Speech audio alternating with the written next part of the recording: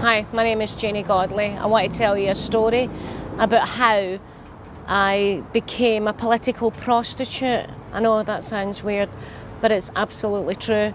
Back in 1989, I owned a building and a pub in the East End of Glasgow called Craig Nestock Mansions. It's a beautiful old 1800s, 1890 the building was built. It's a pub with three floors above it and 9 houses. And I rented out each room, each bed to homeless people and young guys who were effectively not suitable for social housing. So I became a slum landlord, as they like to call me. But I lived there with my daughter Ashley and my husband. And the building stood on its own land, and all the land round about it was derelict. So the Labour Council, who were in charge of the Glasgow District Council at the time, decided to pull the building down. And we thought, no, you can't, because you're going to make a lot of people homeless. And they were just going to build really crap housing on it, like Barratt housing, like they did across the road. So at the time, the Tory government was in power of the country, but not Scotland. So what we decided to do is every single person in the pub and in the building would become a Tory. Now, bear in mind, this is the East End of Glasgow. If you don't get a Tory stronghold ever, like now, you don't get it.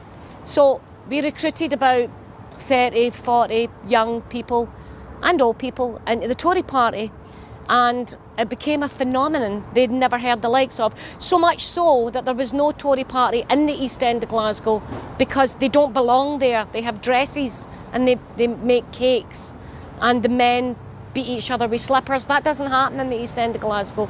So we had to go to the other end of Glasgow, to the south side, to this place, I can't remember the name of it, to join their Conservative association.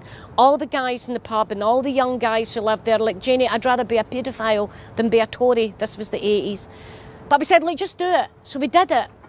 And the Tory party became alerted that there was a Conservative stronghold in the East End of Glasgow. So I got invited to meet Margaret Thatcher at the Perth Tory Conference, which I wasn't quite prepared for because I'm not a Tory. Went to the Perth Tory Conference and I got to meet Margaret Thatcher because she'd never met anyone who had recruited that many Conservatives to the East End of Glasgow. The whole pub was like, what else can we do?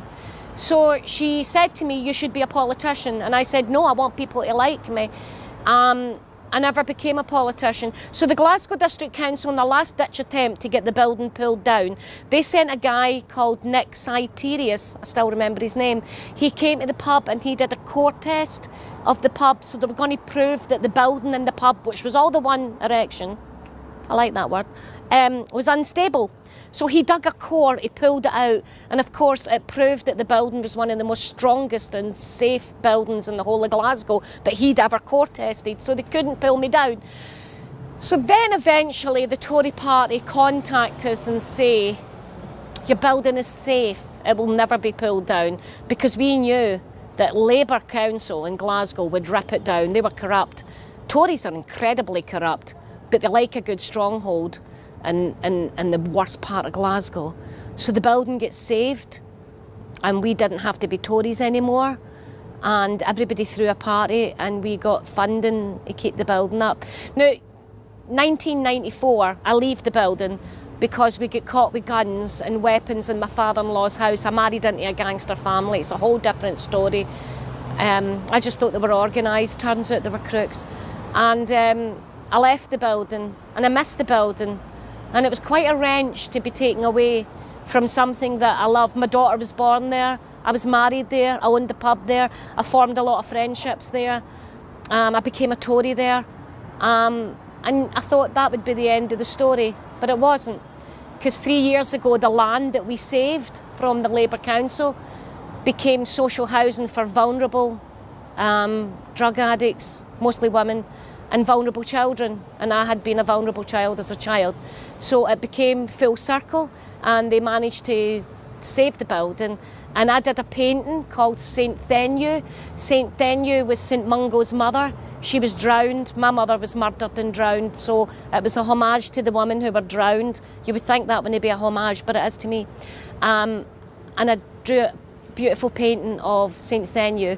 And the housing is called St Thenu, and 2 years ago I went back to the building for the first time in 20 years, and I opened the building up next door, all the flats round about it, and I became their patron, and my painting of my dead murdered mother / St Thenu hangs on the wall, and the new housing is there, and I was the first person to cut the ribbon and open it. So sometimes being a Tory doesn't make you a cunt.